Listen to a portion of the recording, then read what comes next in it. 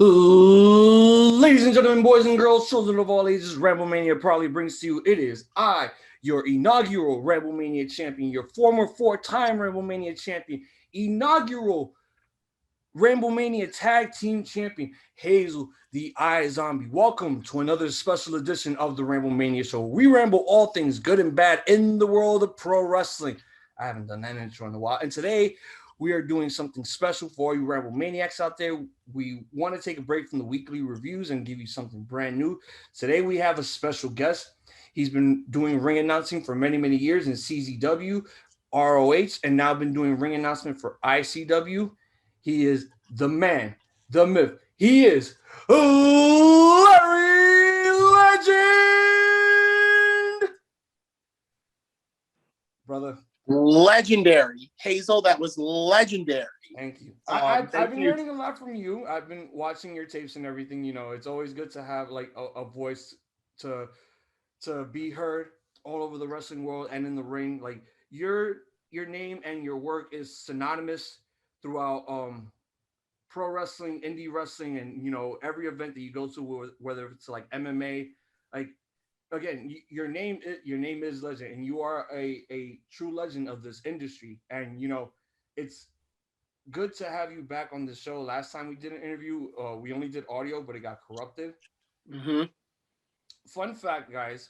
I met Larry Legend a few years ago in 2016 when I went to my very first ever Ring of Honor show, and it was Final Battle. And I remembered he was like literally, he had his camera, he had his microphone, and he was going outside to the crowd before we went in, and he was asking people who was going to win between Adam Cole and Kyle O'Reilly. I remember you came up to me after that. I was like, I marked out, I was like, my first ever Ring of Honor show, and I said Adam Cole was going to win, and I had a Bullet Club shirt. We fast forward from there, and we officially met at the No Ring Death Match at the Tender Trap, which was Nick Gage versus Casanova Valentine. And we started hanging out that we got to know each other, and we became really cool at that. You even appeared in the videos that I was recording, and I still have that footage too. Yeah. And then our friendship became even more bigger and unique when we took the ride all the way to Queens to go see ICW. And I can't thank you for that. It was like a good opportunity for you to give me the hookup and meet people in the back and just have some fun. So yeah, it's all about the journey. Everything that I do, not just in wrestling but just in life, is all about a journey. And along the way, sometimes things happen and you don't realize that they're kind of a milestone.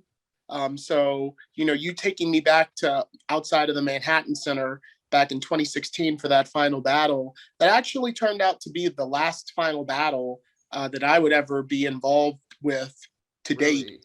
Yeah, that's the last one that I ever was involved with. And I guess hindsight being 2020, that was kind of the end of my time with Ring of Honor, even though I didn't know it at the time. But that was about to be the end of me and Ring of Honor doing stuff together. So it's just kind of a coincidence that, you were one of the last fans that I interacted with at Ring of Honor, and our relationship was able to blossom even after I wasn't with ROH, to the point that, I knew you were a New Yorker.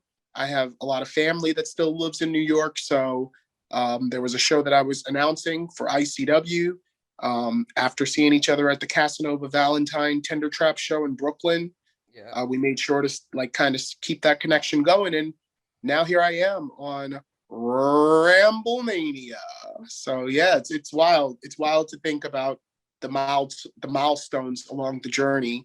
And even to think when I was doing that, to me, you were just a fan. You know what I mean? Like you were just a fan, one of many. But it's kind of hard to just approach someone and stick a camera and microphone in their face, and start talking to them and for them to kind of deliver whatever. But if I remember correctly, you were one of the better kind of on the spot interviews that we did on the Facebook Live. They used to let me handle the Facebook Live before events, and just kind of do here's what's going on in 2300 Arena before the set of Ring of Honor tapings, things like that. So Thank you for being an excellent, sport with just a guy in a red blazer coming up to you, sticking a microphone in your face, and putting the camera in your face and going with giving kind of an on the spot interview. Thank you for that. Yeah, no problem, man. I appreciate it. You know what it is like. What you said. Like, it's difficult to talk to someone when they have a camera and a microphone, just for like credentials and interviews to get their stuff plugged in. What was hard for me was just like, you know, trying to reach out and get in contact with guys like you, Casanova, because sometimes it's just like, I always tell myself, when I send you guys messages, let you know what I do and everything else, and I'm big fans.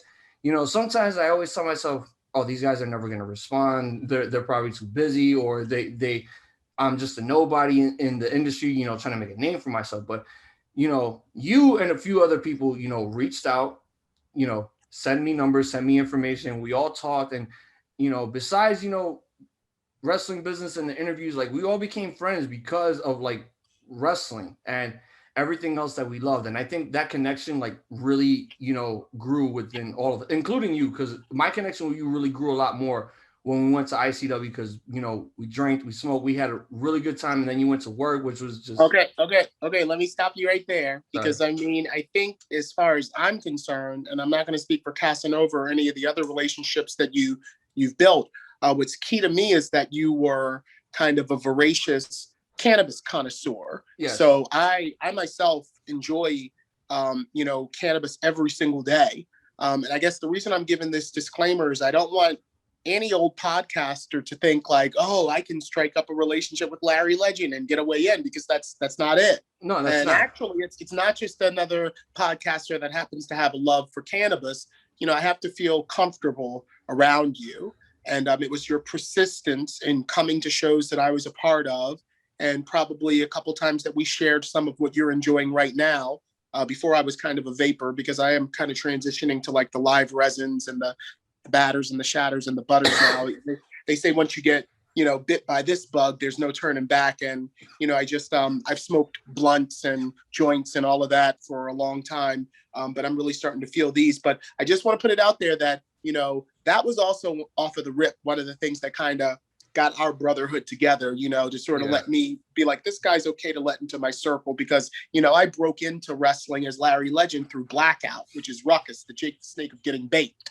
So my whole shtick, even though there's a lot of other things in there, juicy hot dogs, whatever else happens to be the thing that, people want to kind of be entertained by, that I bring to the table, it's always been a love of pot, of cannabis, of reefer, of Mary Jane. That is it's what I do before I do any show. It's what I do after any show. It's what I'm doing right now with you.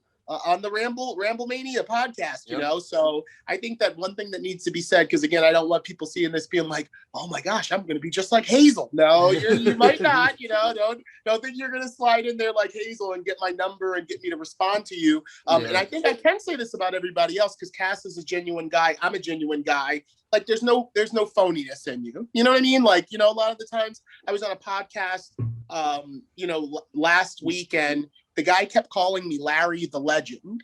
He just kept the entire podcast. He kept, look, it's a little thing. It's just a little 3-letter word, right? That's all it is. But you look at this shirt, it says it right there, plain as day, Larry Legend.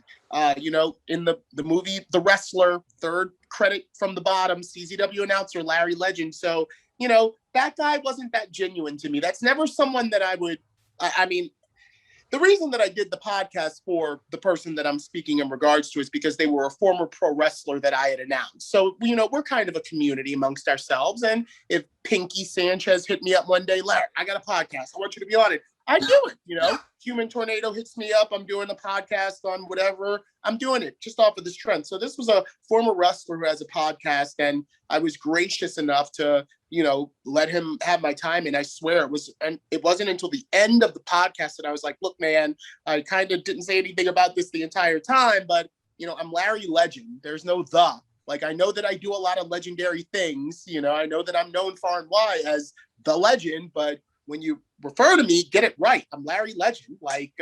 So that's what I mean by you're a genuine person. You've done your homework. My accolades. Where you met me. You can talk about the pinpoints of like how I'm even on the show. This guy I felt was like just riding the wave of like, oh, Larry, I need a guest. Let me get Larry. And at the end of the day, it was kind of like an insulting interview for me to be a part of, because, the guy, I knew him as a former wrestler. He's a podcaster now, but I if you're not doing your homework, don't insult me and, like, pardon the expression, but suck my dick, like, just to get me on because I'm a good guest. Like, let's talk about stuff, and let's, talk about the real, which is what our relationship has been since the beginning. Yes, it has. Well, let's get started on this interview right now. Submitted to the approval of the Ramblemania show. This is our sit-down interview with Larry Legend. Without further ado, let's get ready to ramble. So I like it. I like it. I like it. Thank you very much. I mean, it takes a while to like try to remember everything that I need to do pattern by pattern. Oh, sure. Yeah. So you're talking to someone that's been announcing shows for 18 years. So yes. even to this day, there are little things that I'm like, oh, I gotta do this. I gotta mention that. I'm in this state, So I know about kind of keeping it all together and putting it all together to present, which is what essentially you're doing. And today you're presenting Larry Legend. Yes, I see in the background you have a CZW Hall of Fame plaque. That's cool. When were you inducted? I was inducted in the Hall of Fame in 2018. Now, at this point, that's years ago. So I kind of have started to reveal the wherefores and whys of how that came to be. And it actually has a lot to do with one of the places that we were at, and that's the no ring death matches that Casanova Valentine was doing. So I remember right before DJ Hyde, the owner of CZW, inducted me or offered me the invitation into the Hall of Fame. He had participated in one of those, and he uttered a word when he was kind of jawing with the fans that I won't even utter. I won't even repeat it. And people just jumped on him and started calling him homophobic and all of this, that, and the third. And he was kind of calling me to apologize for saying it, and also to like make sure that I knew that he wasn't that way. And I was like, DJ, I've worked for you for years. You have put me on a larger pedestal than any one company has. Even my original company, MCW, at the time, CZW was the one. I was a CZW guy. That's what people knew me as. I became Larry Legend in CZW, even though it was John Zandig who was the promoter, the original owner before DJ. Yeah, the original owner when I got involved, and I got involved through Ruckus and Blackout. But the point is that CZW was always an inviting, welcoming place, and whoever owned it was definitely not someone that I felt was like homophobic or had something against gay people. But DJ, in the heat of the moment at one of the Casanova shows, like I think the exact thing he said was like, "Since when was the Tinder Trap a gay bar?" And like then he said that word when like jawing with a fan. And I said, DJ, I know. I mean, thank you. I appreciate it. You're an idiot for saying it, number one. But number two, I know. Like, I mean, come on, I'm Larry. You get, that's where I've gotten most of my steam. Even though I guess I was on the most eyes when I was with Ring of Honor, I got most of the attention while I was at CZW. So of course, I know that you don't need to call me and let me know that. And the conversation just started going more and more into how DJ could show people that he was a advocate of LGBTQ lifestyle and individuals. So and it just felt like, so basically what you're saying, it felt like Hyde was working himself into a shoot, basically. He was working himself into a shoot, and his way out was by kind of extending a magnanimous gesture to someone that was out and an advocate and member of the LGBT community, which was me. So he put me in the Hall of Fame in 2018 during Black History Month as the sole inductee. And that's I hate to say it. I know that I deserve this accolade, but it was a lot of marketing. It was a lot of strategy. It was a lot of HR, is what I'm trying to get at. That made him put me in, or kind of like why they went with me. And subsequently, there were two other individuals that were inducted into the Hall of Fame that year: Toby Klein and Nate Hatred, who passed away that year. And I feel very proud to be in the Hall of Fame with them, because for Nate, he passed away. So it was a a really, again, magnanimous gesture to put him into such a prestigious thing as a Hall of Fame. And with me, DJ effed up. But we know in our heart of hearts he's not that way. So, and a magnanimous gesture, someone who has a career like I have, I'm in the Hall of Fame. And then Toby Klein kind of got the legacy Hall of Fame introduction or induction that year. So yeah, I got it. It was one of the pinnacles of my life. Being able to make a speech. You never know when you're a little child if you'll ever be called on to make a speech. But if you get inducted into something like a Hall of Fame, that means that someone thinks highly enough about you to give you a platform to say whatever you want to say. Even though I'm a ring announcer and I have a lot of fun with it, I still have a job to do. I still have to call the guys out. I still have to advertise the merch and everything. I've got a job to do. This was an instance where, in front of a huge audience and, to be captured for history, I was just called on to make a speech from off of the top of my head and talk about, CZW and being inducted into the Hall of Fame. So it was one of the best, the highest accolades in my life to date. And, I don't care what anyone has to say about it in CZW's legacy. You know what a Hall of Fame is. And you know that if an entity has a Hall of Fame, that means, number one, it has other individuals involved in it that are worthy of going into it. And number two, they have many years of doing what it is that warrants a Hall of Fame. So it's one of my, it's part of my legacy. And one of the things that legitimizes me being able to say, oh yeah, I'm Larry Legend. And I'll show you and tell you why. Well, I didn't know this, and I just want to congratulate you on being in the Hall of Fame. And it's a really good accolade, because this is what represents you right here. And you worked so hard, you went through so much heat, you went through a lot of tension with a few people, but you stuck up and you stood strong and you went to work and you did what you needed to do. And that plaque represents you in every way possible. I mean, I was gonna go with the beginner questions before we got to the hard stuff, everything. But I don't want to. You do you. No, we're gonna whatever you want to talk about. We're gonna roll with this. We're gonna keep going with this. Let's before go. We get to the other stuff. Has there been any? I know you've been doing announcing for CZW. I know you did IWA stuff before.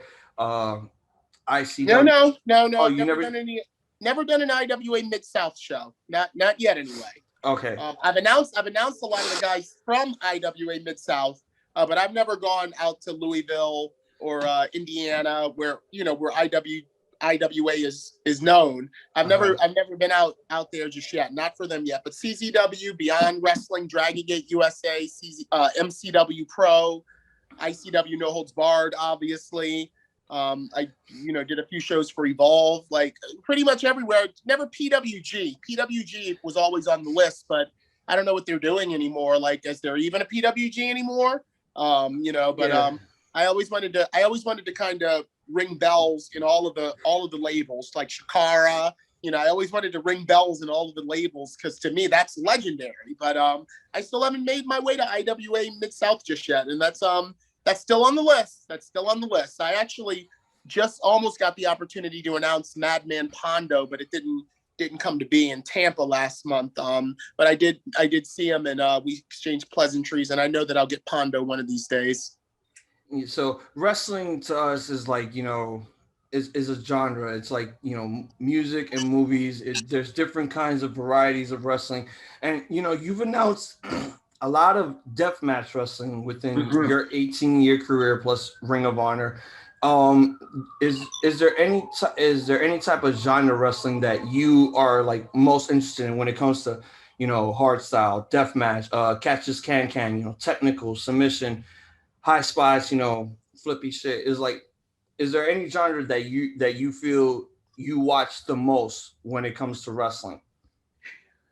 That's a really, really good question. And I'm not just blowing smoke up your rear end. That is a really good question. And you can swear here. This is the Ramblemania show. You can swear, you can fucking curse. Like, we allow that here. You can get away with anything.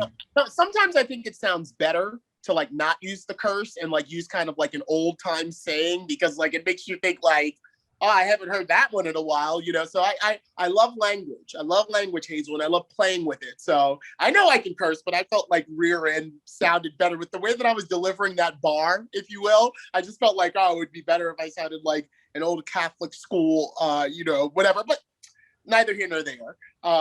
It's an interesting, or it's a great question because it makes me think. Yes. And it makes me think about something that maybe I hadn't really considered that goes into what really motivates Larry. So if you don't know, my origins in the professional wrestling game come from the backyard. And at a pivotal point when around the time that No Mercy and WrestleMania 2000 came out for the N64, me and my buddies basically would go on the create a wrestler mode of both of those games, and we would learn how to do the moves. Basically train ourselves. Yeah. And we did backyard wrestling for a number of years. But I've got to tell you that one of the reasons that we loved backyard wrestling so much is because that my favorite parts of most wrestling matches were when the fight got out of the ring and they were fighting around the commentator's table. They were fighting over the barricade. That old Memphis style shit is what I'm getting at. You know what I mean? Wild ass brawls. Those were my favorite parts of wrestling shows, and those were the matches that I would go back to over and over again to see how wild it was. Not the wrestling on the inside of the ring, not the traditional stuff, but what could happen if these guys fight all the way to the backstage area. And with that said, with my origins kind of being in backyarding and kind of knowing the part of the wrestling match that used to get me the most excited when I was a kid, I have to say that probably Casanova's no ring matches, which if you ever watched the first ICW Pit Fighter, which I think it was just called ICW Pit, the first Pit Fighter was actually called ICW Pit because the show actually got rained out. It was a torrential downpour out there in the middle of a field where we had all these tickets sold. So we kind of all moved into this horse barn. And the next thing I know, the crew was bringing the barricades that were down by the ring that was getting rained on. They were bringing that into the barn and kind of creating a pit. And then we had the first, ICW Pit Fighter. So yeah, to get to I'm long-winded, but to get to the answer, I would say that, yeah, it's the kind of no ring, you use the environment. I think that The Undertaker's last match, or I don't even know if it was his last match, but that last WrestleMania match he had against Boneyard. Brilliant.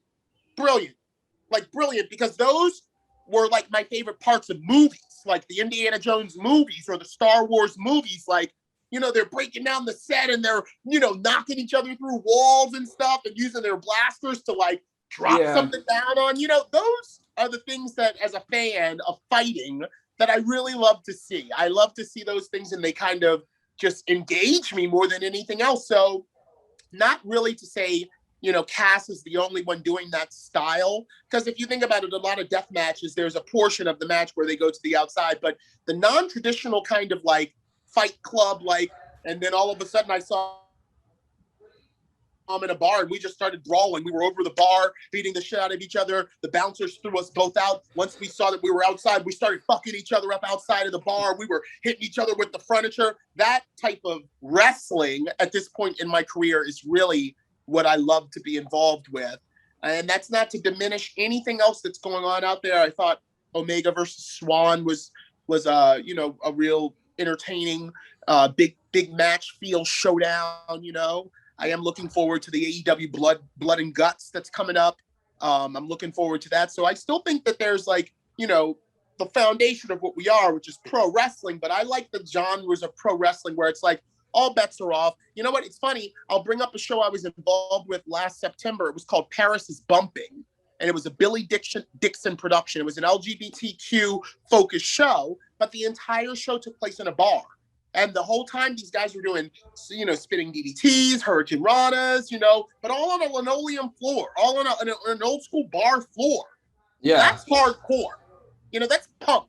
That's what that is. And the whole traditional of let's all file into an arena and we're all seated like this all the way up to the top of it and looking at the little square.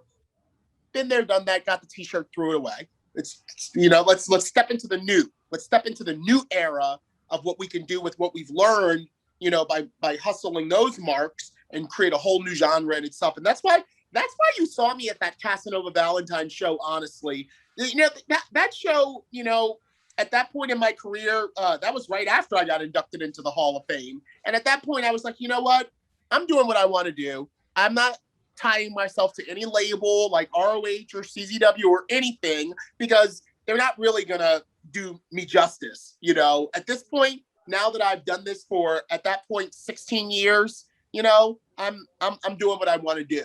And Casanova's show, I think the first time that I really was like, whoa, this guy's on to something, was when he got Zack Sabre Jr. and Sexy Chucky T to come to the Tinker Trap. And I was like, that was surprising. Very surprising. And in my estimation, that's really what put him on the map. That got other people going like, whoa. You got Zack Sabre Jr., international, one of the best technical wrestlers in the world, seeing the merits of doing a bar no ring match. We're all in on this, so your whole thing, really, you love the underground hardcore blood sport, basically. And exactly. That's the thing with me. Like I always like to ask people that question, because there's many different kinds of wrestling. There's not just one. Like everyone thinks that like, oh, you're in a ring, you punch each other, you do this, that's it. You're just wrestling. But no, there's many different things. Like I'll give you a prime example since we're talking about Casanova. So I saw all those matches, with Chucky T and Zack Sabre, but those were on YouTube. I did interviews before Casanova, like Eric Jaden. Of course, yeah. Who else did I do interviews with? I did a few. Montana Black, Billy Brash, Joe Gacy, and all those other guys. So I got to know a lot about Casanova Valentine from the Bullies, but it was really the Vice documentary that they had of him, and that was when I was like, I gotta get an interview with this guy, because this guy is a really big deal. So it was like when I did the interview with him, we became really cool, and then I went to my first ever no ring death match. It was him against Mance Warner for the unsanctioned pro hardcore title, and that was so much fun, and it was just like, yes, I finally fit in a wrestling genre that is, underground, hardcore, just no holds barred, no rules, and in a very, very small environment. Because when I first went to, I interviewed Casanova at the Tender Trap, and I saw the venue there. I'm like, wow, this is big. But then when I saw Lucky 13 Saloon, that shit was small. I'm like, how can anyone wrestle here? And I'm sitting there, I'm trying to like, because I asked Casanova, hey, can I get like some footage of the whole match throughout the show and everything? And he was like, yeah, go ahead, but try to be careful, because people will get hit and all that stuff. And I took it as like, I'm not worried, but he was right. He was right. And I took a lot of bumps, and I took a lot of elbows from people. It was like basically a mosh pit. These underground like no ring death matches are a mosh pit without the music, and it's very fitting to people like us to be around that environment. Like I look at guys like Casanova, Marcus Crane, Tony Deppen, who's in Ring of Honor now. Even Ring of Honor World Television Champion now, Tony Deppen. Yes, that too. Even this other guy, Akira or Akira. He's in, these guys, like they're really going through a lot of like endurance, pain, and ultra violence. And the ultra violence is what fuels us up. That gives us the energy to go wild in the crowd. Like there's nothing boring going on now, because we're seeing blood and everything. So yeah, I feel like when I ask people that question, people always like what do you mean like genres? Like, don't you know the many styles of wrestling there can oh be? Yeah, well, I mean 20 to yes, 100. a lot of people unfortunately are still ignorant.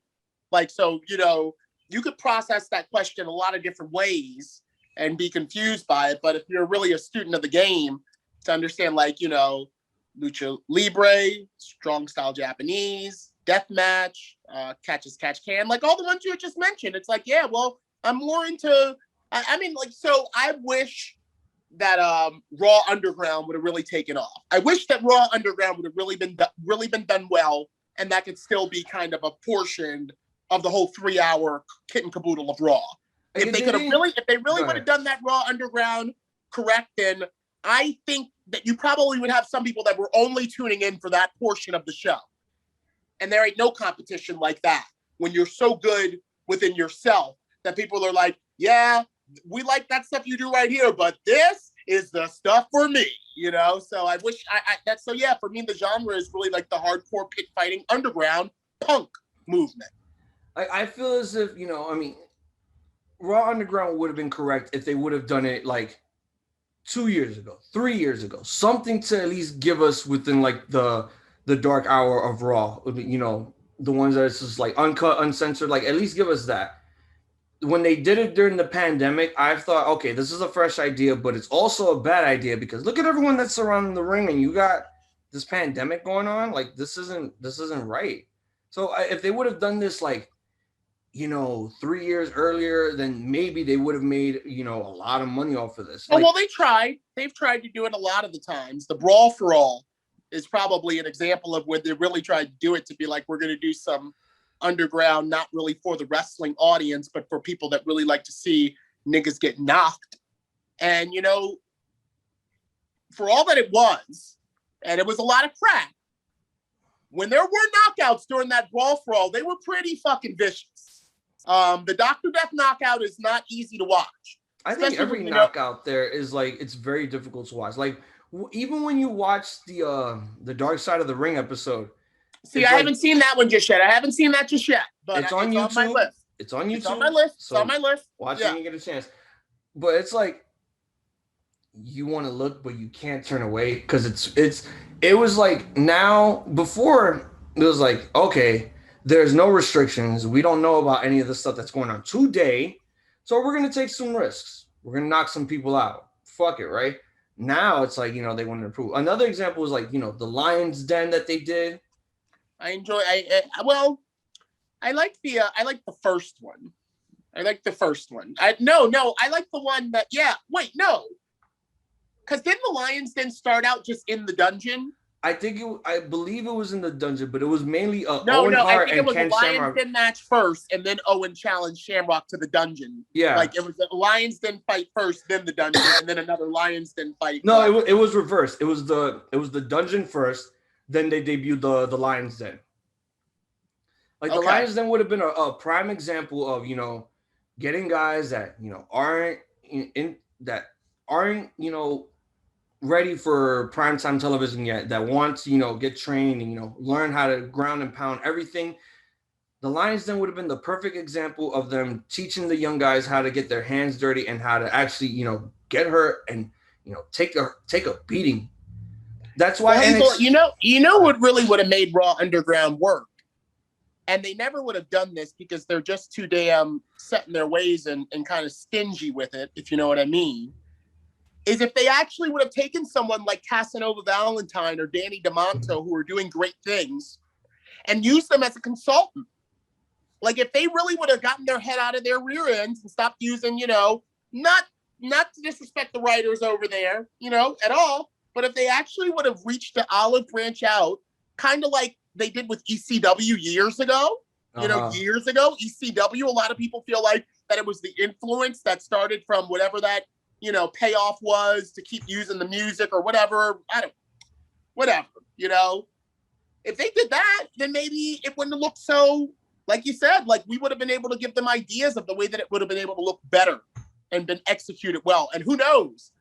Maybe we would have suggested an announcer that kind of already has a foot in the MMA world, the pro wrestling world, the underground fight world, so that as soon as people saw on their TV this guy, they're like, that's the guy. This must be some exciting new stuff. Like, I'm going to keep watching and maybe tune in to watch subsequently each week. But we saw the way that story went. So what are you going to do? Yeah. With everything that you've done with wrestling announcing over the years, you had another good one? Well, it's an old one that you told me. You told me that you announced I believe a boxing fight, an MMA fight at the Garden. Yeah, man. I got one opportunity to announce in, so I've done a lot of shows in the theater. I think it's called the Hulu Theater at Madison Square Garden. It's where Sesame Yes. Street Live, whenever they do Sesame Street Live, they do it from the theater. I've done that place like 13 times. Like I've announced shows from there, full on Muay Thai shows, kickboxing shows from the theater like 13 times. But one time, because of those shows, because actually of those theater shows that I did, they needed an undercard announcer for a Triple G fight. Okay. And one of the guys that remembered me from doing the theater shows was like, you know who we got to get for this? Larry Legend. And just like that, they were putting me in contact with all of the MSG people to make arrangements to do that. So yeah, it was in July of 2014. So it was a number of years ago. It was like 7 years ago, I guess. And yeah, I mean, I know I got to do 3 boxing. Sorry, I know you did you performed in the Hulu theater, but that's technically still like Madison Square Garden because you're inside the arena, even if it's in a subsequential area that they have. It's underneath. Yes, It's underneath. Yeah, like and every time, this is a funny kind of like weird like thing I used to think. Like every time I did the shows in the theater, there would be something going on upstairs. I remember one of Kevin Hart's HBO specials was filmed in the garden while we were doing the Muay Thai underneath. And okay, my that's all right. battery's going a little low, so I'm going under low power mode. But I remember thinking to myself, wow, Kevin's up there doing his show and Larry's down below doing his show. It's almost like Kevin is the angel and I'm the demon, kind of like he was making people laugh and bringing them joy. And I'm presiding over the ceremony where bones are being broken. I mean, because Muay Thai, that's the art of 8 limbs. That's one of the deadliest of the martial arts. And when I was in the garden, I was doing full rules Muay Thai, like no head things, so those guys, they split you open real quick with these elbows and those knees, so yeah, a lot of the time. So yeah, I guess I count it, but the garden, I'm talking about the big 20,000 seat, WrestleMania 10, WrestleMania 20. I only got to go there one time and do a show there. And I sat in front of Donald Trump, WWE Hall of Famer, President of the United States, Donald Trump. I sat in front of him, and actually, Hazel, because I'll throw myself under the bus, because it was like my first time doing like a major gig. I didn't realize that when you got to like the real big leagues, you never like wait around at the end to get your money. Like, me from ICW where it's like, at the end I'm getting an envelope and people want their money, right? Like you're here, I want to get paid before I begin. Right. And that's in 2014, Larry, that's still the mindset that I'm thinking of. I'm like, okay, the show's over. Who do I go to see to get my money? And that's when it was explained to me that, you're technically an employee of the garden for one night. You're a private contractor that the garden is going to take care of your pay. And that involves them like getting your W-9 or W-2 or whatever it is, like getting put in the system. And then a check is cut for you like 3 months after the event. So this was my education to like being in the bigs in 2014. But because I waited to the end of the show to get paid, I ended up like leaving out of a service exit at the same time that Donald Trump and Melania Trump and their bodyguard were leaving the show. Because they're going to stay to the end. They're going to stay to the main event. As a matter of fact, Donald Trump didn't come. He actually didn't get to see me announce. He came after the pre-matches were done, him and Melania. And because I waited around to get paid, and then someone was like, you idiot, you got to get processed before you get paid. I ended up having a few moments where I rode the elevator, with Donald Trump and his bodyguard and Melania before he was a WWE Hall of Famer and before he was president. So that was neat. Not only did I do the garden, but I sat in front of Donald Trump and then we rode the elevator together at the end. Before we get to the Donald Trump stuff, this was a true story. I'm gonna bring this up now because this was hilarious that you brought it up. So when we went to the ICW show, when we got in, you introduced me to the promoter. I believe he also runs the Wrestling Universe store in Yeah, Queens. Jack Sabbath. There we go. So remember, you introduced me to him. We were talking for 2 minutes, and I remember clearly because like you were like a G to a gent, like MTV Fast, because it's like, here's Hazel, blah blah, nice to meet you, and all of a sudden he hands you this fucking envelope, and you're just getting paid like right there. I'm like, wow, what a fucking what a player, bro. Like that Well, that well, well. Much to Jack's credit, right? Jack has been doing it longer than I have been. So for someone like me, right? Like I'm gonna host the whole show, and I'm here. Let me take care of this guy right away. It's real gangster. You're right. It's some real G shit. Jack was like, I don't even want to think about this guy's money. I've got other money to make right now.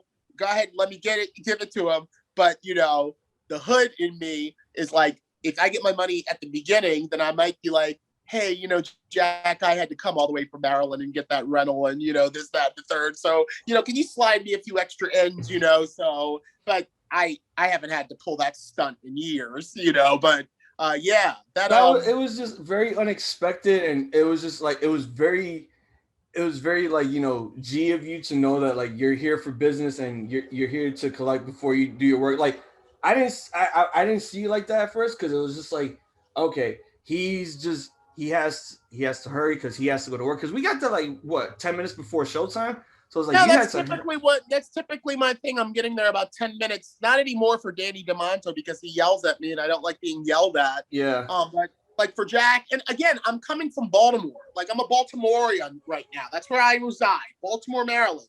Yeah. Queens, New York, especially that part of Queens, you're looking at 3:42. You're looking at 3 hours and 42 minutes before I arrive. That's half a day of like traveling, man. Because then I got to go home afterwards and maybe drop you and my other guys off too. Like, yeah. Come on, if I get there 10 minutes before, just be glad it wasn't 5 minutes before. So after that whole thing happened at the Garden when you're in the elevator with Trump, did you actually like have a conversation with Trump before like exiting the arena or while you were sitting there next to him? I didn't, but I could tell that he wanted to have a conversation with me. Because elevator rides, you don't have to say anything. They're not that long, and you could just be in silence. And it was quiet for a while. And then I think Donald Trump said to Melania, it was a good night of fights, wasn't it? And she agreed with him, like, yes, Donald. And the bodyguard as well was like, oh, yes, Mr. Trump. Yes, it was a good night of fights. And he was like, yeah, good night of fights. And then that was it. But I felt like that was his way of saying, hey, announcer, guy in a tuxedo, if you want to say something to me, you can. Even if you want to pull your phone out and take a picture, you can. But I said to myself in that little bit of time, you know what? Don't do it right now, because if you keep moving on the path that you're moving on, people are going to photograph you with Donald Trump. You're going to be able to get a whole bunch of photographs with Donald Trump that are way better than a selfie. It'd be cool, but there are a lot of people who have selfies with Donald Trump. Donald Trump's not a guy that's not going to take a selfie. Like, as a matter of fact, he was the selfie president. Like I feel like he really ushered in a whole new level of taking selfies with the president. At all his rallies. So I would have just been one of many. Whereas, my ambitions in life say, don't ask for the photo right now like anyone else would. Keep working hard at being, and eventually you're going to be photographed standing alongside Donald Trump. That hasn't happened yet, but, I'm a believer. And, my time is not done in the game. And who knows, now that he's the former president, there may be more opportunities for Donald Trump to get involved more with wrestling like he did at one point, but on a different level. You never know. Yeah, well, I mean, they don't mention him, being in the Hall of Fame or anything. So I think, well, I don't want to give him any hopes because he's kind of made this country, very, very divided right now as it is. So, I would say give it time to simmer down, and if they bring them up again, they bring them up again. All right, so has there ever been a time? I mean, I know that when you're in this business, people, referees, managers, valets, they have to go through training. Do ring announcers also take training? No, I did because I started out as a bad guy ring announcer, kind of like Joel Gertner. I was kind of Okay. like a Joel. I was kind of like a Joel Gertner type ring announcer when I broke in to wrestling in MCW, which was Maryland Championship Wrestling. Now it's MCW Pro. Um, so I was a heel announcer, and they said, you get enough heat that eventually you're going to need to get your comeuppance, or someone's going to need to, give you your just desserts. Mm-hmm. So I was trained to take bumps. I was trained through just regular kind of ref training. If you ever go to any pro wrestling and training academy, they kind of have like, you get trained to be a ref, you get trained to be a wrestler, and the refs do a lot of the same exercises and drills that the wrestlers do. They just don't like work the matches. When it's time for the match part, they're a ref, So I went through referee training at Bone Breakers Pro Wrestling Training Academy. Just because by the time they had given me my role as a ring announcer, I was a bad guy ring announcer, and someone with half a brain was like, hey, we're going to need to have Larry get messed up. Like Larry's always shitting on the crowd and being a dick. So eventually we're going to have him get fucked up so the crowd's like, yeah, fuck him up. That's what he gets for being such an asshole to us for all this time. And we did that. And we did it quite a bit for a number of shows where, I'd go out and be like the authority figure, or I'd have the power of the Maryland State Athletic Commission bestowed on me for one event only. And what I says goes, stuff like that. And yeah, so no, ring announcers don't typically have to go through training, but I did. I mean, have you ever taken any crazy bumps throughout your time Oh, in Hazel, wrestling? Hazel, Hazel, you disappoint me, Hazel. You don't know you don't know Name my name name catalog. me name me one.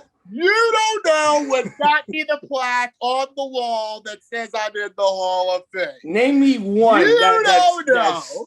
It's that's okay. mo- It's that's okay. It's known. okay. Because look, my head is not as big as the bubble that I'm talking in right now. I know there are a lot of people who don't know the legacy of Larry Legend. But yeah, I've the last big bump that I took was at CZW Once in a Lifetime when we had Onita over, and it was also Leo Rush's last match for CZW. So they brought me in to do Leo's last match, and before the match, Joe Gacy, who just signed with WWE, he attacked me, and he ripped my tuxedo jacket off, and he ripped my tuxedo shirt off, and he gave me a Death Valley driver through a barbed wire board in the corner. Oh my god. Yeah, so to all of the viewers out there, if you want to see me ever get hardcore, it was only one time. It was only one time that I did this, but yeah. Again, I was invited by CZW. This is before being inducted into the Hall of Fame. I was invited by CZW to be the announcer for Leo's last match, Leo Rush's farewell match, before we all knew he was getting signed by WWE. And I said, yeah. And Joe Gacy didn't have a match on the show. Like, he was not booked to wrestle. And he had a real problem with the fact that DJ was like paying me to come in to be a guest announcer. But DJ didn't even have a match for Joe Gacy, who's been in CZW since day one. So Joe basically came out, he headbutted me right before I was about to announce, Leo versus Janela. And he said, if we're taking the barbed wire out of the logo, then I'm going to put the logo back into the barbed wire. And he, well, first he put me up to do it. And Maven Bentley ran down and he goes, no, Joe, no. And Joe's like, yeah, you're right. I'm not going to do this. And then he goes, oh, no, you know what I'm going to do? And he takes my jacket off me, sits me up on my ass, takes my jacket off me, rips my shirt off me, rips my tie off me. So I'm bare-backed. And he throws me up again and DVDs me, does a running DVD into the barbed wire board. So that was the last big bump I did. But one time, and that's on YouTube. If you want to just go onto YouTube, and the title of the video is, has Joe Gacy gone too far? Did you get color from these spots that you had to do?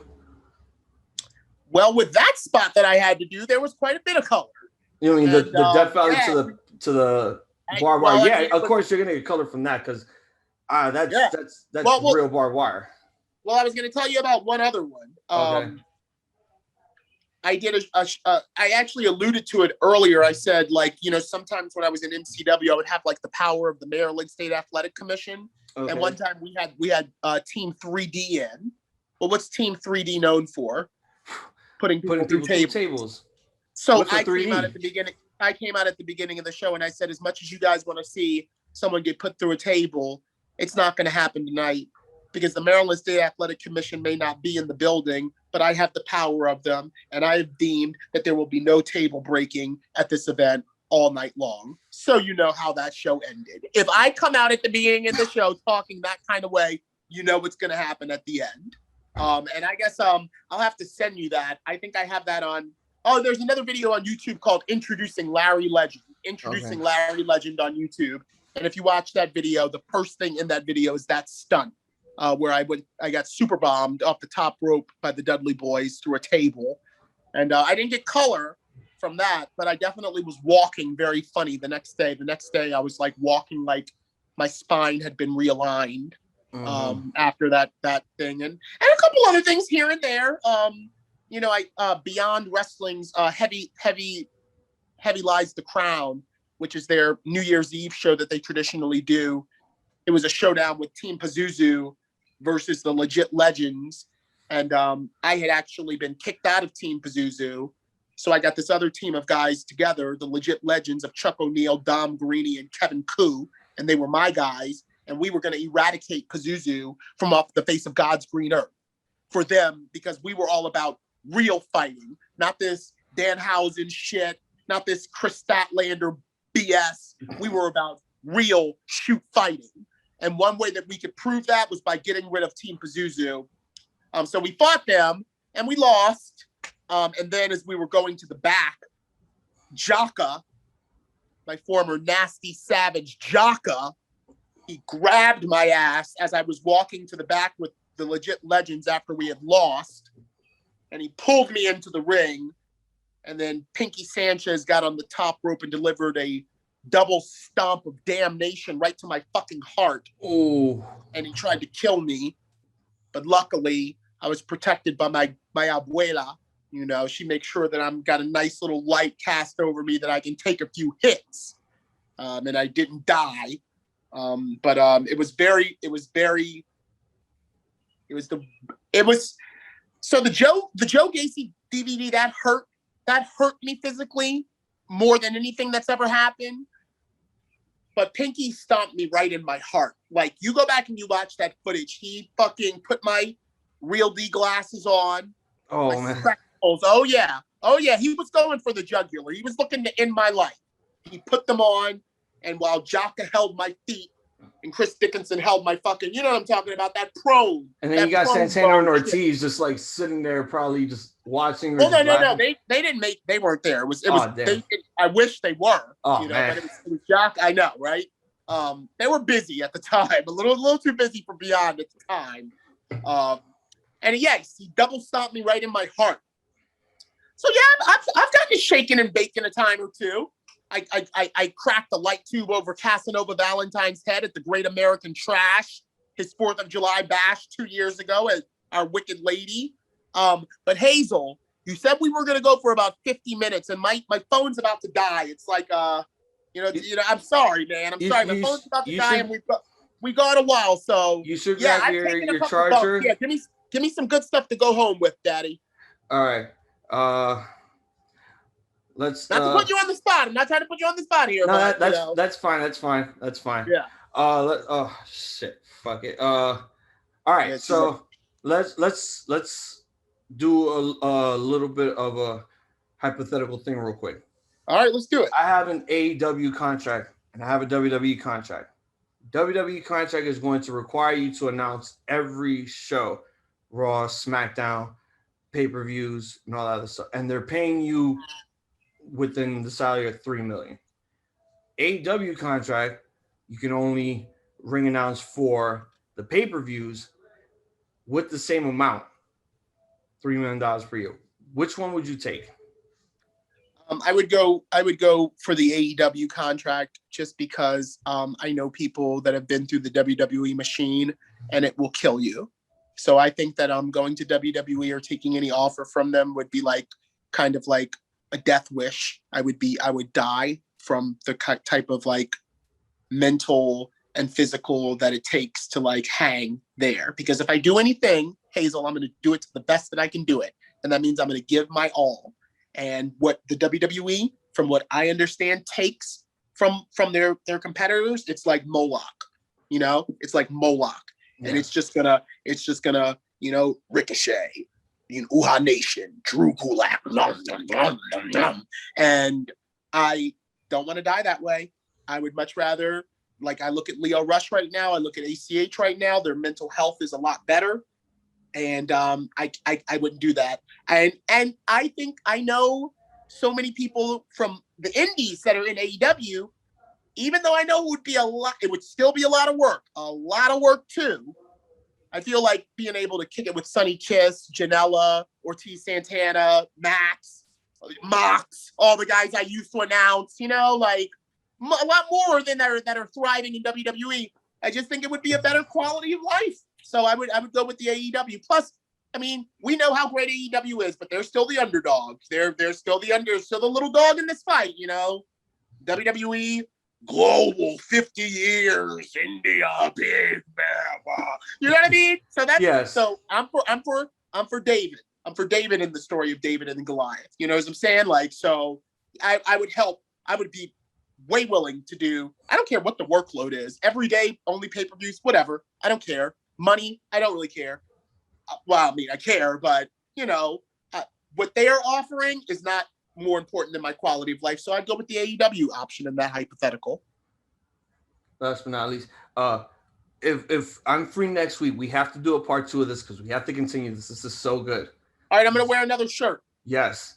So we'll continue this, part 2 next week. But last but not least, Larry, what does pro wrestling mean to Larry Legend himself? Pro wrestling to me means salvation. It means salvation. It is a church-like experience where the fans are my congregation and I am the preacher. That is what pro wrestling is to me. And without the components of my upbringing in Catholic school education and being able to see that through the church, you can actually deliver a message and that it's very important the preacher or priest that is delivering that message for it to work. It's what my calling is. My grandmother always used to say that you're going to grow up to be a preacher. And I think she was right. I just don't think it was the type of preacher that we contextualize a preacher as being in today's age.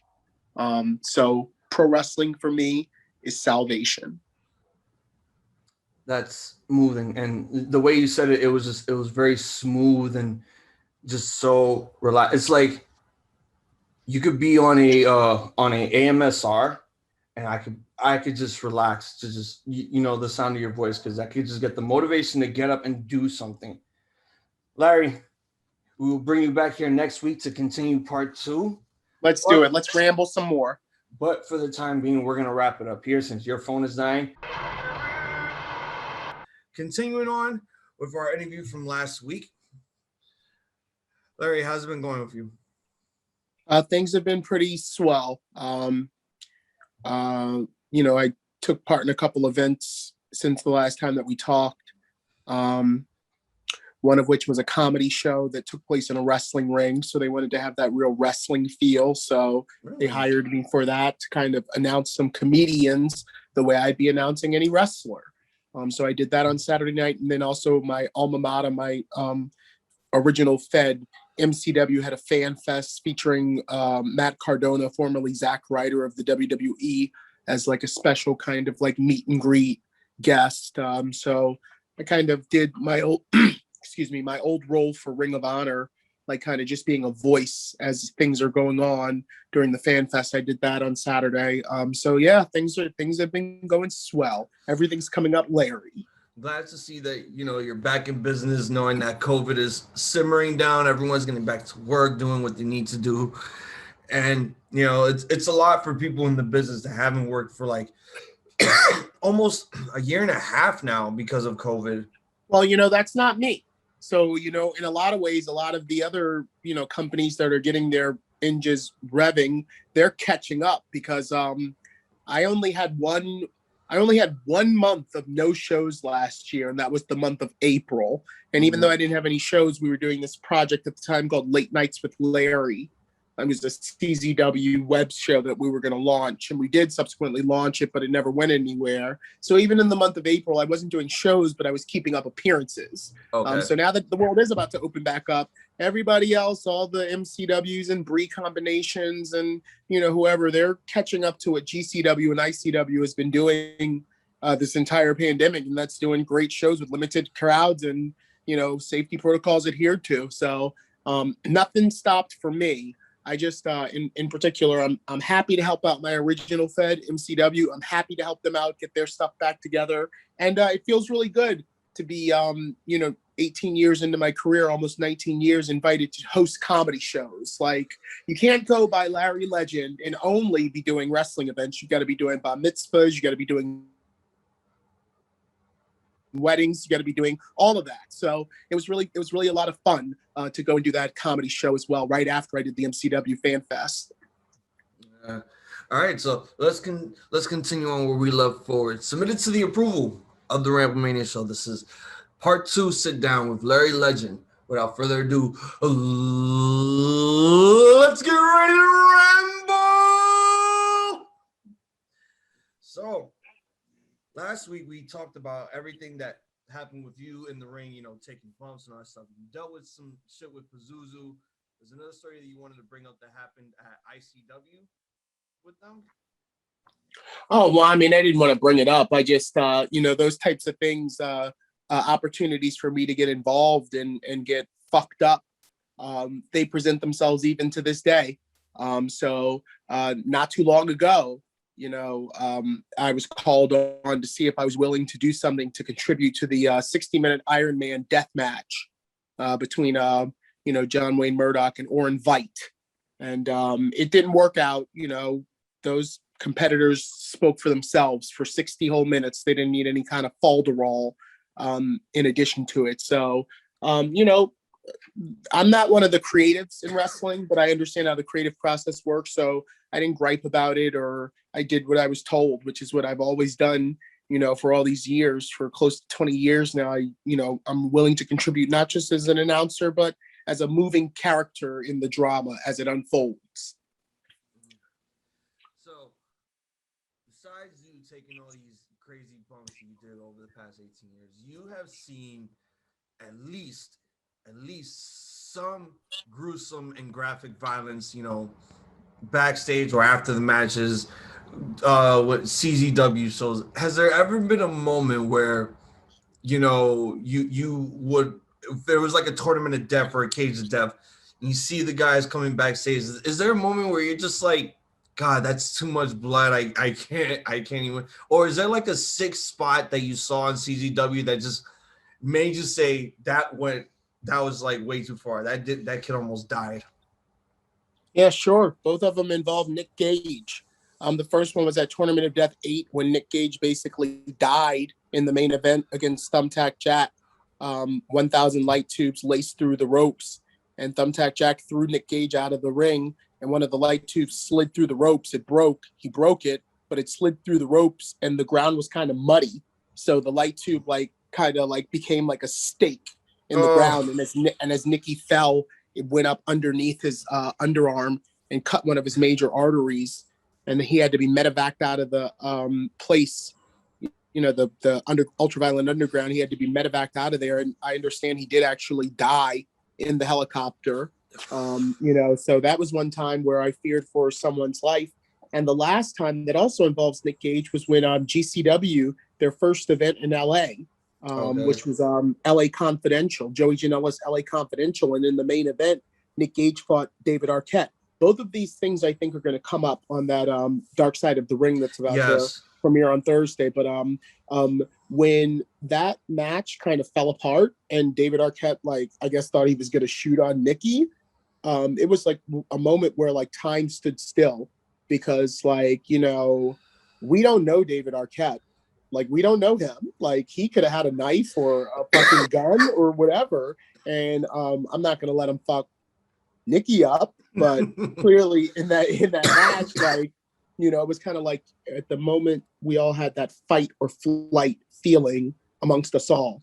Like, are we gonna have to jump up in the ring and stop something from happening, or possibly become participants in something happening, or are we all just gonna run once this guy pulls a gun out and kills Nikki? You know, we don't know him, and we don't know how Hollywood gets down. So he thought Nikki was trying to kill him. He thought Nikki was literally trying to slit his throat with a light tube.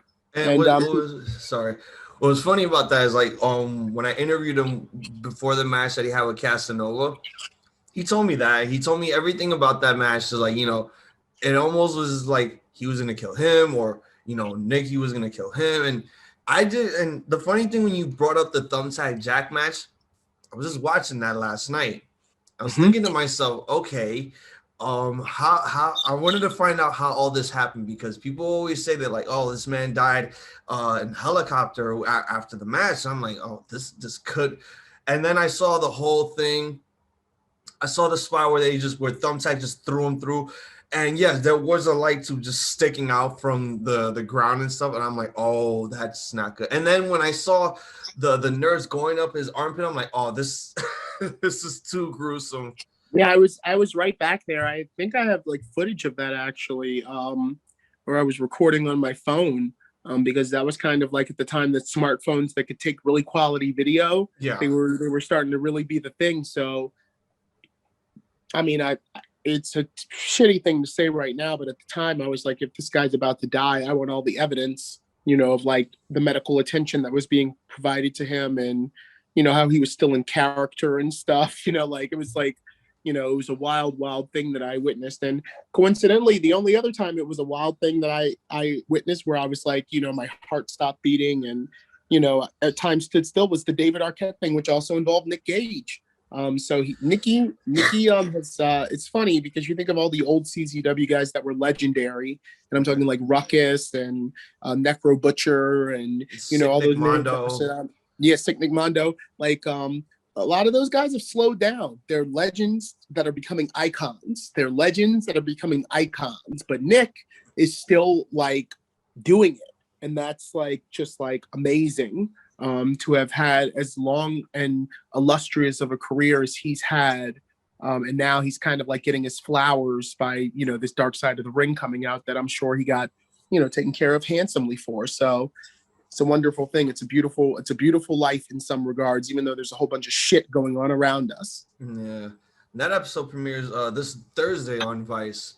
Yep. And everybody's going to be watching. Can't wait for that. So you said before you had a bucket list of things that you wanted to do in World of Wrestling, whether if it was like announcing or anything else. Is there anything on that bucket list that you haven't achieved yet that you want done, fulfilled, like immediately once like COVID's over, or if it just happens, like if it just shows up like immediately, like if the opportunity presents itself? Yeah. There's a couple things. There's two things in particular. Domestically, I want to do the Barclays Center. I haven't gotten a chance to announce in the Barclays Center just yet. I went and once kind of auditioned. They needed a new announcer for the Nets. And they had like these open call auditions with all the announcers in all of New York and New Jersey and everywhere. And I announced on the floor just for them to hear what my voice sounded like, but it wasn't like a show. You know, I wasn't like doing a gig. So I really want to do the Barclays Center. And then also, even though I kind of did the, you know, live crowd coming in for Ring of Honor, both times that they were in Toronto, I kind of did the live events hosting, is what it's called, for Ring of Honor. Both times they were in Toronto. I've never been in the ring internationally announcing someone to come out. I've never been to Mexico to announce. I've never been to Canada to announce. So in the immediate, before all of the chapters are written in my book, I want to true to life announce in, you know, England, Germany, wherever. I want to say that I announced internationally, and then I truly can hang my hat up on the mantle legend. Because, you know, like I said, everything that's been my career so far, I've been able to back up the fact that I'm Larry Legend. No one's going to deny that I'm Larry Legend. But, you know, someone can always pull my card and be like, oh, where have you been internationally to announce? And I can say that I worked for Ring of Honor and I did the live events hosting for, All-Star Extravaganza, and I forget what the other one was that we did up there. It may have been another All-Star Extravaganza, whatever it was. Global Wars was the other one we did up there. And I did the whole, hey, we're live, come on and meet the Briscoes, meet Okada. Like, I did all of that, but I wasn't like out there like, and now making his way to the ring from Toronto. I haven't gotten to do that yet internationally. So I need to check that off the bucket list so that I can say, yeah, I did everything that a legend could do in their time doing it. So, yeah, who got you into Ring of Honor? I wanted to speak about that. Who brought you in to Ring of Honor to do like pre-show like live stuff and everything? That was Judge Jeff Jones, and I do mean the Judge Jeff Jones from ECW, Mike Awesome's manager, former referee from ECW. He's a Maryland guy, and Judge actually is the first one who kind of encouraged me when I was like an administrative assistant for MCW. He's the one that was like, oh, you'd probably make a pretty good announcer. He's the one that kind of opened the door that much more for me to like become Larry Legend, because he was the first one to be like, oh, you have a really, really nice, clear speaking voice. You should be the announcer here for MCW, when the announcer for MCW went and joined the police academy or whatever he did. So Jeff got the job with Sinclair Broadcast Group, the company that owns Ring of Honor to this day. He got a job with them in their front office. And when I moved from New York shortly after I won The Price is Right. I pretty much laterally moved from, being a New York announcer, Muay Thai and all of that shit, to working for Ring of Honor in their front office.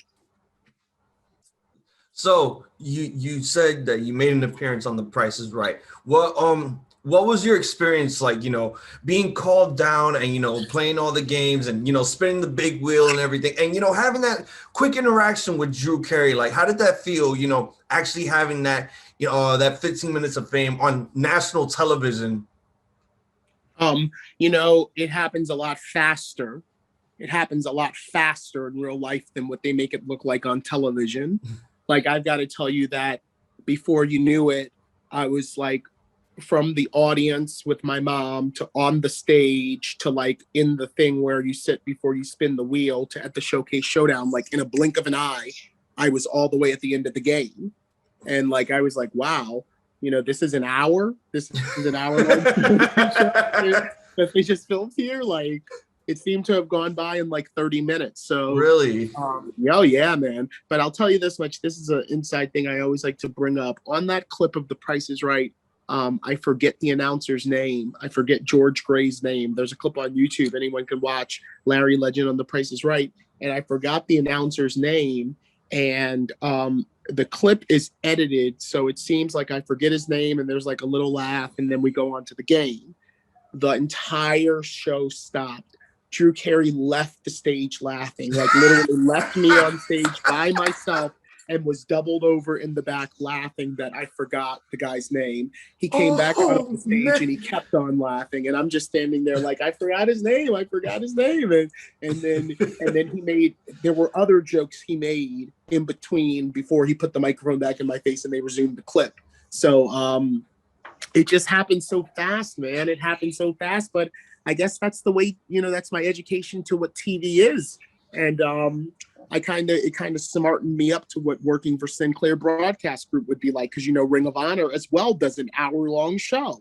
And there's like so much stuff that you can pack into what's actually more like 31 minutes, 28 to 31 minutes, of the wrestling, but you can get so much in with smoke and mirrors and editing. So yeah. It was just isn't that the moment where everyone said that you kind of looked like Kid Cudi throughout that whole thing? Oh, I thought that I've gotten that my entire life.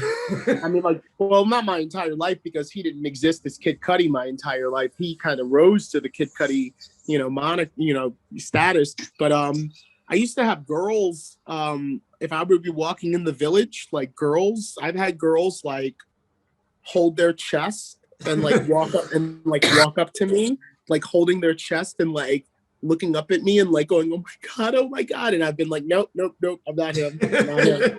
I'm not him. And that used to be my nickname for ACH. Even to this day, whenever he sees me, he goes, Cuddy, so I've gotten that the whole time Cuddy's been a thing. People have told me that I bear a resemblance to him. But yeah, a lot of people were saying when that footage first came out was like, yo, I thought that was Kid Cudi up there. Nope, only Larry Legend. So if there was ever like, any ring announcer that was alive, like we could say, or any backstage interview that you wanted to meet and you wanted to get advice from, who would it be? That's a great question. I guess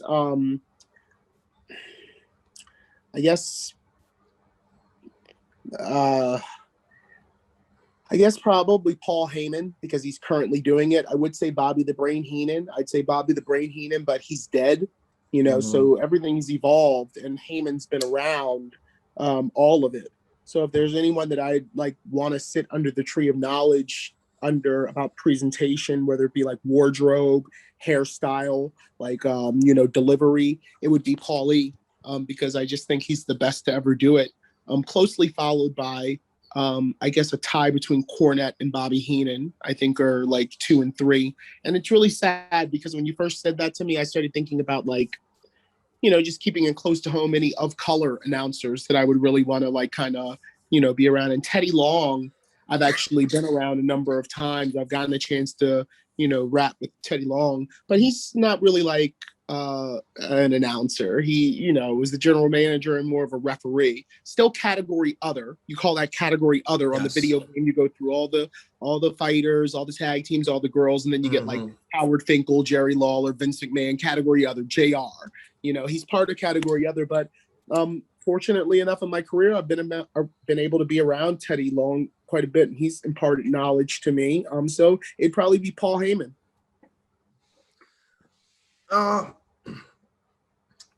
So you mentioned MCW a lot. You have it on your shirt there. So MCW is a corporation that is wrestling outside of Maryland, I believe, correct? Correct. And last time I checked, if I remember my history well with MCW, I believe Velveteen Dream and Leo Rush were tag team champions there. They were. Mm-hmm. Has there been like within all the years that you talked about MCW, worked with them, has there been like any great matches that you like seen there, like behind the scenes or like just as a fan that you could explain? Well, I guess I say the most fortunate thing to come out of my relationship with MCW was being able to meet and get to know Ruckus, who has the most unique style of any wrestler currently out there today. His influence is felt every single day in a lot of the stuff that you see other guys doing. Like he innovated a lot of that. So Ruckus, anytime that he was in a main event, in particular the Shane Shamrock Memorial Cup, which is MCW's biggest event every year. It's a memorial light heavyweight tournament to honor the memorial, to honor a wrestler who was killed during a domestic dispute. And, we do the cup every year. So the year that Ruckus won that, I highly recommend that to anyone. And I also was able to meet and get to know the Amazing Red during his early days as a wrestler. And finally, there was a wrestler who no longer wrestles by the name of Reckless Youth, Tom Carter. Well, one of the main places that he used to wrestle was MCW when I first got in there. So just being able to be around the Amazing Red, Ruckus, and Reckless Youth, 3 icons of like a generation. Yeah, that's anything that they did. And also Joey Mercury. I was around when he was Joey Matthews, him and Christian York. Okay. I got to evolve from their ECW days to Joey's WWE days to like his Ring of Honor days. So yeah, MCW has been a fruitful bounty of experiences, matches, and quality that I've been able to be a part of for the past 18 years. And without them, we wouldn't be talking right now.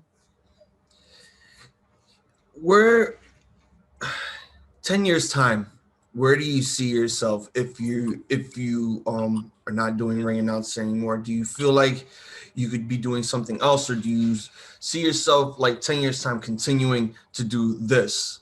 Because I feel like this is like the very this is like a passionate thing for you. And I feel like you could continue doing this within 10 years, going strong. Like, do you see yourself 10 years doing this? Well, the thing about it is that kind of like Jeff is the one who first broke me in. And what a lot of people don't know is Jeff used to do a lot of announcing himself for a lot of shows, just like backstage, or sometimes he'd come out and do it. And as you can see, he's been able to follow his own path to kind of being an executive for AEW now. Now he's an executive for AEW.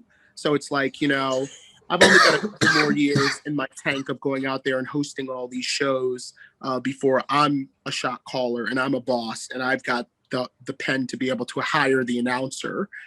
So, I'm just following that path right now. It's just how I'm getting my foot in the door. But I plan on following Jeff's example and by hook or by crook, becoming one of the guys that you can rely on to put together a show, which is what they originally hired me to do in MCW. That was my original plan of getting in, was like, I want to know what it takes to make a successful wrestling company run.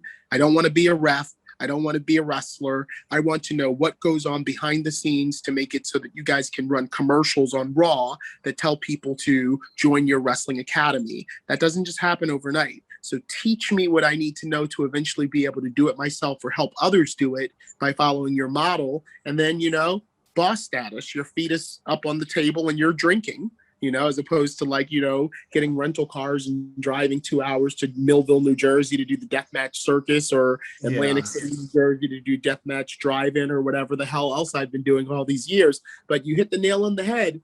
It's fun right now. It's still fun right now. It's still fun to come out and Larry. That's still quite the adrenaline rush, thrill, endorphins released in my psyche. So I am going to keep doing it at least for another 10 years, but hopefully in 10 years time, I'm on a whole nother stratosphere. And it's just like, you remember when you could get me for a podcast, like, like I mentioned Paul Lee. He doesn't do too many podcasts because he's too busy. I'm hoping that within 10 years time, I'm just as busy as Paul Lee, just as busy as Jeff Jones, to the fact that it's like, oh yeah, remember when we used to be able to get Larry to come on Zoom and talk about fucking all the stuff he did? Yeah. I don't want those. As much as I appreciate you and you're helping me achieve those goals. Thank you. I don't want to be doing this forever. I want to be so exclusive that it's like, oh man, if we can get Larry, not like, oh yeah, let's see if Larry will do it, And right now I'm at the status of, oh yeah, let's see if Larry will do it, not like, we got to get Larry. So. Did you ever get goosebumps, like when you were doing Ring of Honor shows? Did you ever get goosebumps knowing that the crowd is just out there chanting your name and you're getting ready to open the show? No, not in Ring of Honor. Ring of Honor, next to working at Dragon Gate USA, was like really kind of stressful in the sense that they were always kind of reminding you that you could lose your job.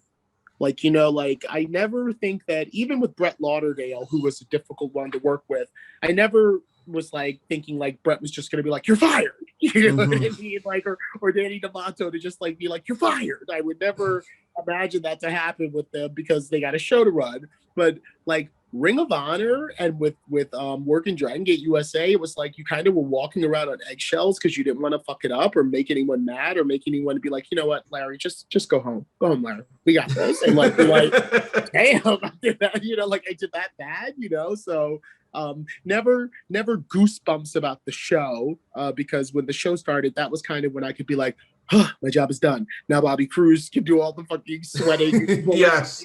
Like announcing Shinsuke Nakamura. I can just chill out until the end when I'm reminding people as they leave, and guys, come on over and buy some more shit. We still got it. Like my job was done until the end. So never really with Ring of Honor. Cage of Death always. Cage of Death always, because if you watch a lot of the Cage of Deaths before the actual match starts, they do like all these lighting effects and like this like dun dun dun dun dun dun dun dun dun. Because they're trying to hype up the cage and everything. Right. So Cage of Death a lot of the times goosebumps, but never Ring of Honor. Even in the Hammerstein Ballroom with all those people that were there for the first Global Wars when Nakamura fought Owens, which was the largest crowd that until the time that I came out on the conga line with with fucking Jose. What's his name? You know, I'm talking. No Way Jose. Yeah. That was the largest amount of people that I'd ever like been seen in front of doing my thing. Was that first Global Wars? But I didn't have goosebumps then because again, I was just trying to keep my job. They always kind of like remind you, oh, we could have Quinn McKay doing this tomorrow, and they do. You know what I mean? Or we could, you know, and Ian Riccaboni can do this too. So it was never goosebumps like, oh, I'm in front of everybody. It was more like, oh, I hope I'm doing a good job and they don't fucking fire me right after this. It's like, Yeah. it's not like mentally, my mental health was kind of like assaulted just by the kind of like, you should be happy you're here and you could be anybody. And if you aren't showing that at all times, then, you know, like, so yeah, never goosebumps about the amount of people for Ring of Honor, but other companies, yeah, CZW in particular, yeah. What do you think of today's product and in today's wrestling, just everywhere?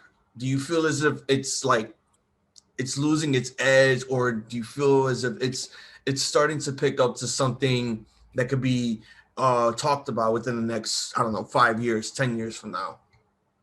I think it's the best that it's ever been because it's more accessible by the world. You know, things that are like underground, they always kind of lose some of their luster when they become mainstream. And I feel like a lot of wrestling fans, kind of like a lot of comic book fans, like Marvel, DC fans, they kind of like have this almost like snooty, like, well, this is something we get, you know, and that's why we're friends and everyone, you just want to be cool like us. But you kind of got to let everybody be cool like you. And because there was a time when it wasn't cool at all, you know, now we've kind of, pardon the expression, but honey dipped everyone to show them that this shit is cool too. And that means that it can only get bigger. It can only evolve more. You just can't be afraid of the change because as much as it changes on, let's say, TV, there's always going to be an ICW no holds barred. There's always going to be an ECW. There's balance in the universe. So the bigger that WWE becomes, even if it gets bought by Disney, rest assured that there's going to be a guerrilla unit of people that love wrestling just as much as what brought that to the dance, that are making sure that the roots of it never go away and never sell out, you know? So I think it's just the best. And I love seeing a lot of my colleagues like Maxwell Jacob Friedman, Santana Ortiz, Janela, Sonny Kiss. I love seeing all those New York, New Jersey guys getting all that shine. And a couple of years ago, that was like kind of like impossible, you know, like for all these indie guys to be like on TV. So I love what's going on in the industry right now. I love the evolution of announcers like Jay Rose and Chad Spectacular. Like there are even new fire announcers that are popping up all around. That's beautiful. I don't want to be the only one. I want there to be a Chad Spectacular and there to be a Jay Rose and a Shane Fair. I want the ring announcer role to always be something that people pay attention to and make sure is good, because that is what's going to keep the life force in our game going, is, you know, the category other as much as Kenny Omega. So yeah, I love what's going on right now. I love everything that's going on right now. I love Zona 23, you know, like I love everything that's like, it's just an amazing time. I wish Lucha Underground would have stayed around, honestly. Like I think that apparently that's coming back. Oh, it is. Yeah, apparently that's coming back. I don't know what all the fuss is about. I have to see what's going on there. So it's gonna take me a while to like know that like I have to watch all this other stuff that's not WWE to know that Lucha Underground is coming back probably within the next couple months. You don't have to do anything but ride the wave like the rest of us are, and you'll digest it. Yeah. You'll digest all the worthy stuff. Deppen winning the TV title. I don't even watch Ring of Honor, but I know that. You know what I mean? Like oh well, yeah. Deppen is the Ring of Honor TV champion, which is like almost like a feather in the cap of the IWTV community. You know, it's like Deppen is Mr. IWTV. Now he's Mr. ROH TV. So the possibilities are endless. But yeah, I love what's going on right now in our industry, and I'm glad to be a part of it in a small way. If you were on stage and there was a crowd of people that were just like, you know, that want to be ring announcers, managers, what is the advice that you would give to these newcomers that want to, you know, step into this business and want to pave the way for others to come in also? Now, my advice is old school, because I just mentioned to you how I really admire a lot of the other announcers out there, J Rose and MLJ, and they dress down. If you notice, J Rose and MLJ, they dress fly. They don't really dress like Howard Finkel, Michael Buffer. They dress more Jim Smallman, you know, like kind of like I'm a fan just like you, and I'm gonna call these motherfuckers out. Is their style, right?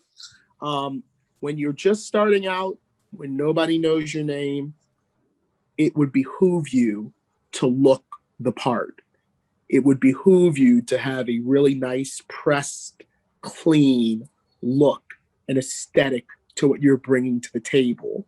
Because the thing about it is that when you have the eyes on you for what we want, it's like the first thing they're going to do is see if you fit the mold of the character on the game. You know, so I, again, admiring those other kind of dress down announcers, I'd say if you're new to the game, make sure you're looking good. Make sure you're looking good. And then guess what? That guy over there may sound better than you, but you look more TV ready. You look more like when we're doing our special on NBC, we want this guy up there in the nice Joseph A. Banks signature line tuxedo, not, you know, this guy. So, you know, but in as much, don't like just get a generic whatever. Don't like just get, I'm going to get a suit, like, because that's what Larry said. No, let you shine through. Just make sure you're fashionable enough that the fit is 100, you know, because if not, they're going to clown you, you know. So I'd say, you know, really just make sure that you look the part for whatever the role is. And the announcer is the master. The announcer is the master of ceremonies. That's why I always refer to myself as an MC. So if you're a young master, look like one. I think you put that in a very good way. Like, shit, now I want to be a ring announcer. well, that's what I'm saying. Like, you know, there's not too many like casting calls for announcers. You don't hear about like, yeah, we're looking for a new announcer, but I can tell you that Ian Riccaboni, you know, he's the commentator for Ring of Honor. Mm-hmm. Ring of Honor would do their seminars, like looking for new talent, maybe someone to be entered into the top prospect tournament. Ian would show up to those, not getting paid, just show up to them in the suit, so that whenever these guys were trying out to get Ring of Honor contracts, when it came to the promo part of the fucking seminar, you had a good stick guy that looked like a stick guy right there. And I guarantee you that him just being on the scene, looking the way that he looked, not expecting anything for Delirious, who was definitely at all of those seminars, he was kind of putting Ian in the box of television. And it's like, yeah, this guy looks good enough, you know, for our program. So Ian could have showed up to those things wearing like, you know, basketball shorts and a tank top, you know, probably something that would have been a lot more comfortable, because I understand those Ring of Honor seminars, if they took place in the summer, there was like 98 degrees in there. But that motherfucker showed up to those things to help out in a suit. Another example of that, during the entire time that I was in Ring of Honor, whenever Adam Cole would show up to the building, he would always be in like really nice, you know, pressed pants, a nice button-up shirt, sleeves would be rolled up. Not always a tie, sometimes just like an open collar, but he'd always look like a young professional. And Leo Rush as well did that, you know, so there's something to be said about looking the part. So my advice would be like, fuck what you sound like, fuck what you know, fuck who you know, look as good as Justin Roberts, look as good as Michael Buffer, look as good as Larry Legend. And half the battle's already won. That was touching. That was really touching indeed. Well, I mean, I'm only gonna be honest with you. I'm honest. No, and you've been completely honest throughout this entire interview, part 1 and 2. So trust me. Yeah, I'm sorry I couldn't be with the CZW Hall of Fame. No, that's fine. Yeah. We're gonna work all this out. So Larry, I carry the Hall of Fame around me at all times. It's just I'm in it. So we're gonna wrap it up here. Do you have any events coming up? Any projects you have coming up? You can plug them here. Plug your stuff here. I'm gonna let you have the floor. Yeah, I guess the MCW cast. I'm wearing the hoodie. This airs every Tuesday night at 8 live on YouTube. The MCW cast. So definitely watch me every Tuesday. Be a co-host for a podcast. That's a lot of fun. The next shows that I have to do are the Boardwalk Buds collective of shows in conjunction with ICW No Holds Barred. So that'll be Pit Fighter 7, No Holds Barred 13, Pit Fighter 8, and the Cannabis Cup, an all-female women's tournament for a cannabis trophy. And this is all encapsulated in a weed festival that's coming to Atlantic City the weekend of June 25th through the 27th, which is the last weekend of Gay Pride. So I plan on really going out and painting the town. And those will be June 25th, Friday, Saturday, June 26th, and Sunday, June 27th in Atlantic City at the Showboat Hotel and Casino. It's either going to be, some of the shows will be in the Showboat, some of them will be outdoors from the Showboat, but it's going to be a weed festival. So who gives a fuck? Just come. I definitely want to plug that. The podcast. Oh, and shout out to me. I just got a notice that my YouTube finally was monetized. I have now met the requirements with enough videos, enough hours watched, enough subscribers that I got the okay from Google that I am eligible for monetization. And that is a huge win in my career. And I'm going to tell you why. And this is what I'm going to leave you with. When the iPad first came out, the iPad 2, the one that had the dual cameras, one on the front and the back, I bought one because I was like, not only can I announce all my shit off of this, but if it gets really hardcore, just like when Nikki was in the back being attended to by the nurse, I can record this shit and preserve it right away. And I was doing that with CZW shows, and then CZW levied 3 violations against my YouTube channel and almost got it shut down because they thought that I was just like a fan that was sharing the content. And I had to go through all of this stuff to get the fines, the levies taken off, and my YouTube cleared as Larry Legend. And now a few years later, I applied for and was approved for the monetization. So, little by little, it doesn't always happen overnight. Little wins. And when I was with Ring of Honor, my entire Facebook was shut down for 3 years. Because I had people that were levying, accusations that I wasn't who I said I was. He's not legendary. And then I started to have to get my actual paychecks made out to Larry Legend, and my mail and awards, show that mail was coming to my home addressed to Larry Legend as points of identification to get my Facebook back. But I got that back. So it's little wins. So don't give up the fight. Yeah, that's it. And, my Twitter, BLKLKP. Once again, Twitter, BLKLKP. Larry Legend on YouTube. Larry Legend on Facebook with the 3 threes, the halo of 3s, Larry Legend. And, that's all I got to say. ICW all summer long. June is Atlantic City. July is Indianapolis. August is Texas. I'll be at all of them. And thank you for having me on Ramblemania. No problem, man. You can follow us here. Subscribe to us here on youtube.com/Ramblemania. So stump on my hole on that subscribe button. Cheer for us with a thumbs up. Twitter @Ramblemania. Instagram @Ramblemania Show. Facebook.com/Ramblemania Show. For all of our audio stuff, you can find us on iTunes, SoundCloud, Google Podcasts, Stitcher, Anchor, all that stuff. For me personally, you can find me on Instagram at IiZombies. IiZombies. Larry, thank you for being on the show here. For Mr. Larry Legend, I'm Hazel the IiZombie. We would like to wish you all a point and goodies, a too sweet, a good fight, and a good night. Bang.